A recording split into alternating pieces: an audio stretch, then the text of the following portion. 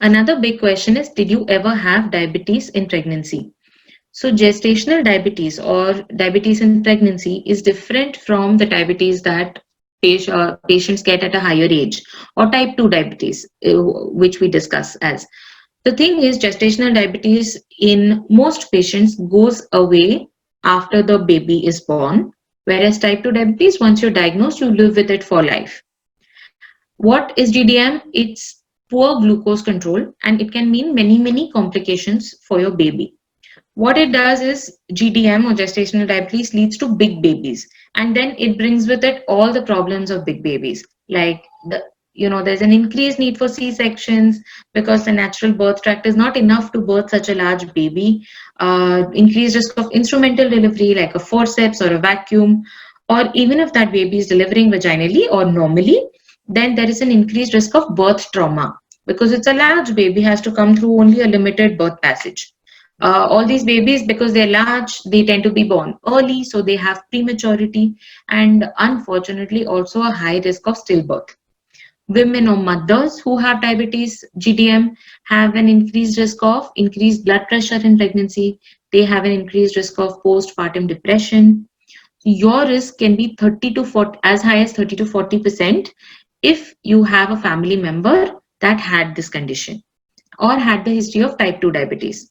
4 out of 10 women who have GDM go on to develop type 2 diabetes. So asking your mother about her sugar control during pregnancy will help you care better for yours. And it will also reduce your risk for long-term or type 2 diabetes.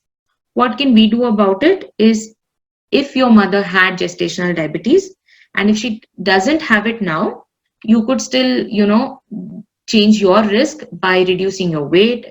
You could control your diet in pregnancy and make sure you get exercise and limit your weight gain to less than 10 kilos in a pregnancy. This is for people with normal BMIs. For people with lower BMIs, the weight gain can be extended up to 15 kilos. But if you're normal BMI or if you're overweight already, then limit your weight gain to less than 10 kilos. We just spoke about postpartum depression. Postpartum depression is depression that women develop 6 weeks following the birth of a child. So when a woman has a baby, all the levels of hormones that have been really high in pregnancy, they sort of fall abruptly and they lead to mood changes and mood swings. I mean, 85% of mothers, we see that they experience something called postpartum blues, which is a general, low feeling. They tend to cry, they tend to develop mood swings. They might have a little difficulty initially bonding with the baby, but all of it goes away with time and they don't have problems caring for a baby. In postpartum depression, that's the biggest difference. 15% of all mothers, like I said, 85% will go through postpartum blues, but 15% will develop postpartum depression.